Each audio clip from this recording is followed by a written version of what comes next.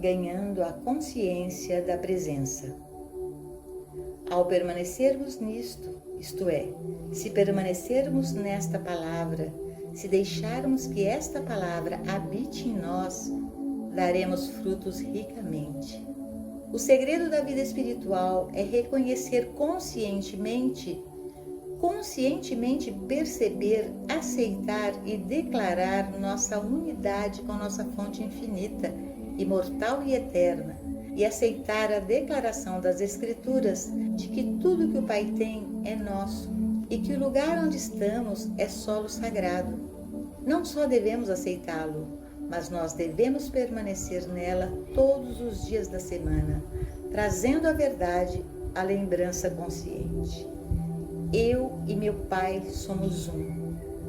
Eu sou um com minha fonte e tudo que flui de Deus está fluindo para a minha experiência. Quando percebemos que isso é verdade e estamos dispostos a torná-lo parte de nossa experiência consciente, estamos nos envolvendo em uma forma de meditação contemplativa. Essa meditação contemplativa, que deve ocorrer antes de sairmos da cama pela manhã ou alguns momentos depois, pode começar com uma lembrança consciente da presença e do poder invisíveis que operam neste universo. Como chegou esse dia? Certamente deve haver uma tremenda força, poder, ser ou presença que trouxe a luz do sol, a chuva ou a neve deste dia. Há um algo operando invisivelmente neste universo, enviando toda esta glória em expressão, uma glória da qual eu faço parte, pois eu também fui enviado à expressão por aquele que enviou as flores e as árvores, as aves e tudo que existe. Eu sou um com toda a vida. E assim como esta força invisível está derramando luz do sol na sala, ela está derramando vida e ser em mim e através de mim. Inteligência, sabedoria, orientação, direção, amor, cuidado e proteção. Tudo isso está fluindo em e através de mim, da fonte invisível e infinita. E assim passamos por este período de meditação contemplativa pelo menos 3 ou 4 vezes por dia, cada vez tomando outro assunto. No momento, porém, estamos considerando o nosso tema principal, que é sermos conscientemente um com Deus. Somos conscientemente um com o nosso Criador. Somos conscientemente um com a fonte da vida. Mas até que a tornemos uma atividade consciente, até que conscientemente percebamos que somos um com a nossa fonte, que somos inseparáveis e indivisíveis do infinito e da eternidade, e que todas essas qualidades e atividades estão derramando-se através de nós, até que conscientemente façamos isso, não estamos experimentando aquilo que é nosso direito inato. Somos filhos de Deus e, como filhos, herdeiros de todas as riquezas celestes.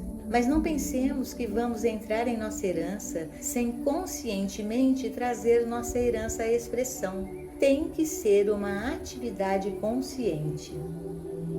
O que quer que seja de harmonia, alegria ou sucesso que deva entrar em nossa experiência, deve, antes de tudo, ser trazido através de alguma atividade consciente de nossa mente ou através de uma atividade consciente de natureza meditativa. Algum dia, o mundo ocidental entenderá melhor esse assunto de meditação do que hoje, e até mesmo os países orientais terão restaurado o conhecimento da meditação, que se perdeu em grande medida nessa parte do mundo. Não é que os do Oriente não tenham meditado, mas por não conhecerem o verdadeiro segredo da meditação, eles não meditam corretamente, embora seja no Oriente onde a meditação tenha sido descoberta e praticada mais amplamente. Com a perda da arte da meditação, vem a perda de tudo que realmente vale a pena na vida, porque esta falta de comunhão com o Pai nos remove desta unidade consciente com a nossa fonte infinita. E quando isso acontece, não somos mais um com o nosso bem. leva apenas algumas poucas semanas dedicando alguns momentos por dia a uma meditação silenciosa, na qual reconhecemos nossa unidade com a fonte e percebemos que nossa unidade com essa fonte constitui nossa unidade com todo o nosso bem, antes de começarmos a percebê-lo em nosso mundo externo e diariamente experimentarmos os frutos desta meditação. Cada momento de meditação nos recompensa ricamente. Muito mais sairá disso do que nós colocamos nele. Por outro lado, nada surgirá exceto o que fazemos nele. Por exemplo, a presença de Deus está mais próxima de nós do que a nossa própria respiração, e isso sempre foi verdade. Se tentarmos visualizar algo mais próximo do que a nossa própria respiração, entenderemos que, na verdade, a própria presença de Deus está onde estamos. Quando estamos nas profundezas da doença, do pecado, da falta, naquele exato segundo, a presença de Deus está tão disponível para nós como estava para Moisés, quando ele estava conduzindo os hebreus para fora da escravidão, ou como estava para Elias, quando ele encontrou bolos assados nas pedras, ou uma viúva lhe fornecendo comida. A presença de Deus é tão presente conosco como foi com Jesus Cristo, quando ele curou os doentes, quando ele multiplicou os pães e peixes, ou quando perdoou os pecadores. Mas mesmo assim, a presença de Deus pode não fazer absolutamente nada para nós, porque a responsabilidade de trazê-la em expressão ativa em nossas vidas repousa conosco. A presença de Deus está na frente de batalha, onde a morte e a destruição são iminentes. A presença de Deus está onde todo acidente ocorre, em qualquer parte do mundo. A presença de Deus está em todos esses lugares e circunstâncias, mas a presença de Deus é inútil para qualquer um, exceto para aqueles que estão habitando na percepção consciente desta verdade. Devemos permanecer de manhã à noite e de noite até de manhã nesta constatação. Onde eu estou, Deus está. A presença de Deus está mais perto de mim do que a minha respiração. Eu e meu Pai somos inseparáveis e indivisíveis, porque somos um. Se eu subir ao céu, encontrarei a Deus. Não que encontrarei Deus no céu, mas levarei Deus para o céu. Se eu fizer minha cama no inferno, encontrarei a Deus. Não porque Deus está no inferno, mas porque levarei Deus comigo. E se eu caminhar pelo vale da sombra da morte, encontrarei Deus, porque onde eu estou, Deus está, e onde Deus está, eu estou. Somos inseparáveis e indivisivelmente um. Aqueles que permanecem nessa percepção conscientemente descobrem que quando qualquer forma de mal entra em sua experiência, ela se dissolve e desaparece. Este é o segredo da vida mística. Este é o segredo da vida espiritual. Está tudo incorporado na única palavra conscientemente. Aqueles que conscientemente conhecem a verdade são aqueles que experimentam a verdade, porque a verdade está presente, quer eles saibam ou não. 2 vezes 2 são 4, mesmo na presença daqueles que não o conhecem. Mas para ser de algum benefício, 2 vezes 2 deve ser conscientemente conhecido. Gratidão e a vida contemplativa. A gratidão é uma das forças mais poderosas na vida de qualquer indivíduo, porque é uma das muitas facetas do amor. Se entendermos a natureza da gratidão, descobriremos que ela desempenhará um papel muito maior em nossa experiência do que podemos imaginar. O erro da maioria das pessoas no mundo é que elas são gratas pelo bem que vem a elas. Elas são gratas pelo pão em sua mesa. Elas dão graças, mas pouco percebem quanto tempo elas desperdiçam, por sua graça ser apenas uma gratidão pelo pão em sua própria mesa. Gratidão nada tem a ver com gratidão pelo bem que nos vem. Como tudo mais na vida espiritual, Deus não é apenas universal, mas impessoal, no sentido de que Deus não faz acepção de pessoas e nunca enviou nem deu nada para você ou para mim. Tudo que Deus tem é nosso, mas se disséssemos que é só nosso, talvez o perdêssemos. Quando eu digo, tudo que o Pai tem é meu, quero dizer que essa mesma totalidade é sua e de todos os outros. O fato de que todas as pessoas no mundo não são receptoras desse bem é por causa de sua falta de consciência, sua falta de reconhecimento consciente desta verdade. Em outras palavras, tenha certeza de que Deus nunca escolheu Joel ou qualquer outra pessoa a quem dar qualquer coisa, nem mesmo a mensagem do caminho infinito. O caminho infinito é uma atividade da consciência e qualquer um que abra sua consciência para isso pode experimentá-lo, porque Deus não faz acepção de pessoas. Deus não põe uma mesa para você ou para mim. Deus estabeleceu uma mesa para todo este universo. Deus não colocou o crachá de ninguém sobre o gado em milhares de colinas, as plantações no solo, as pérolas no mar ou os diamantes na terra. Deus não colocou o nome de alguém em nada que Ele tenha dado a este universo.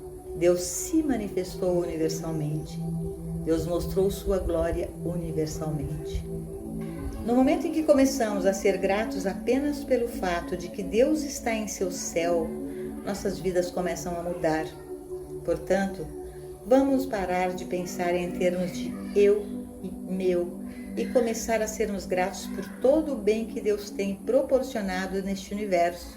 Grato que as colheitas estão no chão e que as entranhas da terra estão cheias de suas riquezas, regozijando-nos na universalidade do bem de Deus, regozijando-nos e sendo gratos pelas riquezas que estão sobre a face desta terra, regozijando-nos de que todos que lhes abrem sua consciência os recebem, não porque Deus lhes mande essas coisas, mas porque Deus envia-as para o mundo como sua presença manifesta.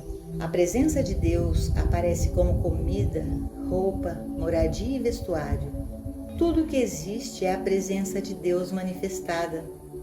E quando começamos a expressar gratidão pela presença de Deus aparecendo como bem neste mundo, nossas almas, nossas mentes e nossos corações estão cheios de amor. Quando nos personalizamos e acreditamos que por alguma razão Deus deu a uma pessoa e está se escondendo de outra, desonramos a Deus. Que fique claro então que para nossa meditação e nossa prática da presença devemos acrescentar o importantíssimo ingrediente da gratidão. Enquanto andamos no parque, vamos ser gratos por toda a beleza que está em todos os lugares para alegrar o coração. Se olharmos para o céu quando as estrelas brilharem, sejamos gratos por elas estarem lá, mas sejamos igualmente cuidadosos em não reivindicar as estrelas para nós. O que me preocupou nos meus primeiros anos foi que grande parte da abundância e do amor de Deus estavam em evidência, ainda que houvesse muita pobreza, pecado e doença entre os homens. E para mim, a questão mais importante era por que isso era verdade e como isso poderia ser eliminado. A resposta que veio foi que somente através da nossa consciência e aceitação da graça de Deus, através de conscientemente viver na realização da presença de Deus, as coisas que não pertencem à nossa experiência podem ser eliminadas e substituídas por aquelas que são nossas por direito. Por esta razão, os 2 livros, Praticando a Presença e A Arte da Meditação, foram fornecidos como estudos fundamentais em nosso trabalho, porque todo o nosso trabalho deve necessariamente ser fundamentado na capacidade de meditar conscientemente e praticar conscientemente a presença de Deus, até chegarmos ao ponto de nunca irmos dormir à noite sem Deus em nosso pensamento, nem despertarmos na manhã sem Deus como nosso primeiro pensamento. Nós saímos de nossa casa com Deus em nosso pensamento. Nós vivemos constantemente com Deus em nosso pensamento.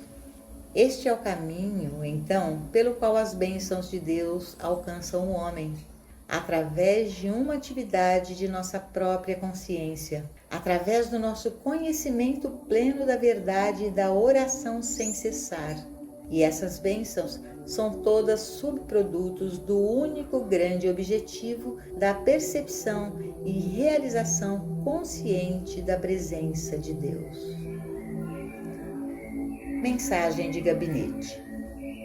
Tudo o que é visível, audível, palpável, olfativo, palatável e pensável é a expressão externa de algo do reino do real. Até mesmo as superstições, os mitos e as chamadas práticas pagãs. À medida que os visitantes do Ocidente vão para o Oriente e observam o extraordinário e grande número de templos, santuários, estátuas religiosas e grupos de oração, muitas vezes falam deles como o paganismo do Oriente. Quando voltam para casa e para as igrejas, em quase todos os cantos de todas as cidades, encontram um número ainda maior de grupos de oração, muitos vitrais, figuras religiosas e estátuas de Jesus em diferentes formas e posições, desde a oração até a crucificação, estátuas e pinturas de santos e sábios. E eu me pergunto, quantos deles percebem que todos esses símbolos exteriores derivam da mesma fonte? Sejamos muito claros sobre este ponto. Por trás de todas as práticas aparentemente pagãs do Oriente e do Ocidente, existe a verdade espiritual. Primeiro de tudo, a própria existência de um grupo de oração em uma igreja, templo ou jardim é um reconhecimento de um ser supremo ou divindade.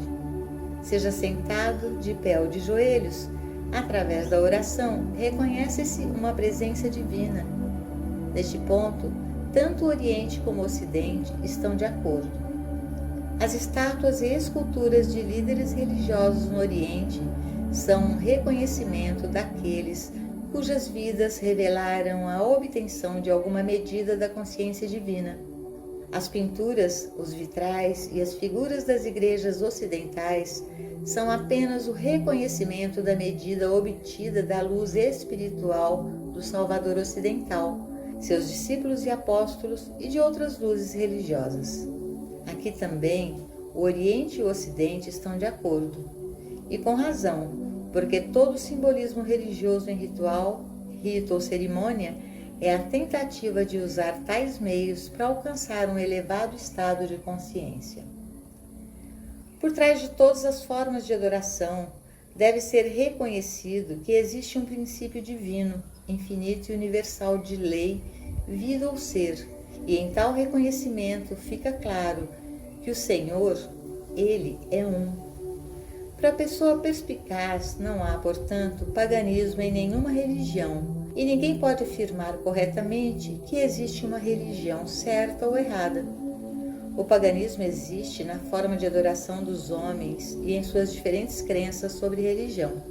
Por exemplo, acreditar que o homem pode influenciar Deus por palavras, pensamentos ou ações é uma forma de paganismo.